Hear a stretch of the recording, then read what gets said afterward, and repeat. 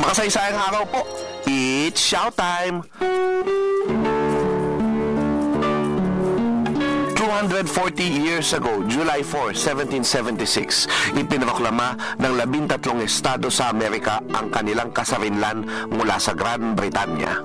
70 years ago, isinauli naman ng parehong bansa ang Estados Unidos ng Amerika ang kasarinlan ng Pilipinas na inagaw nila noong 1899. Mayroon isang bayani ng digmaan, isang babae, ang pinagsasaluhan ng dalawang bansang ito bilang isa sa kanilang kinikilalang veterano at bayani, si Magdalena Estoista Leones. Nakamakailan ay sumakabilang buhay noong June 16, 2016 sa edad na 95 sa Amerika.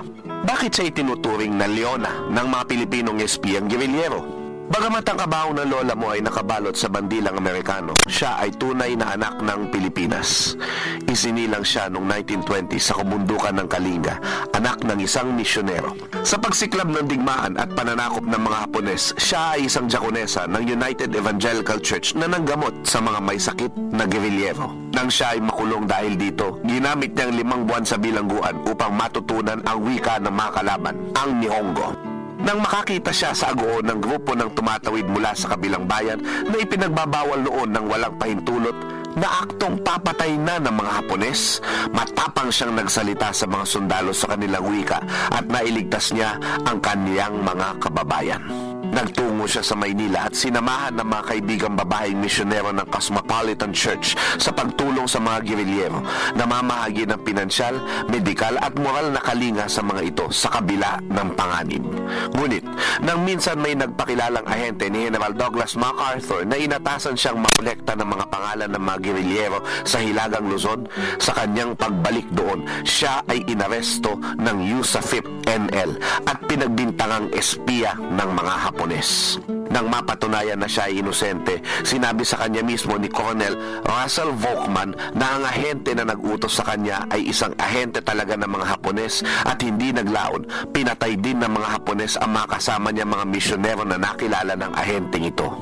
Hindi ito ang huling beses na maililigtas ang kanyang buhay mula sa kamatayan. Tinanggap niya ang alok na maging ahente ng USAFIP NL at dahil dito, nakapagdala at nakakuha siya ng impormasyon mula sa mga gerilyero at nakapaghatid din ng mga gamot at bahagi ng radyo sa maraming bahagi ng Luzon. 3 beses siyang nahuli ng mga Hapones at nakakuha pa ng ebidensya na maglalagay sa kanya sa tiyak na pagkabitay. Ngunit sa kanyang bilis ng isip at pagiging kalmado, nakatakas din siya ng 3 beses.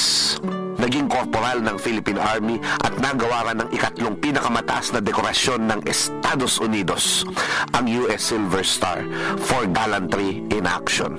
Ang tanging babaeng Asyano na nakatanggap nito. Nasa ilalim pa kasi tayo ng Estados Unidos. Tumungo sa Estados Unidos noong 1969 at nanatiling mababa ang kanyang kalooban. Iuwi ang kanyang mga labi at ililibing na isang bayaning Pilipino sa libingan ng mga bayani. Isang totoong bayani na siyang dahilan kung bakit tayo nabubuhay ng malaya. Ako po si Xiao Chua para sa telebisyon ng Bayan. And that was Showtime.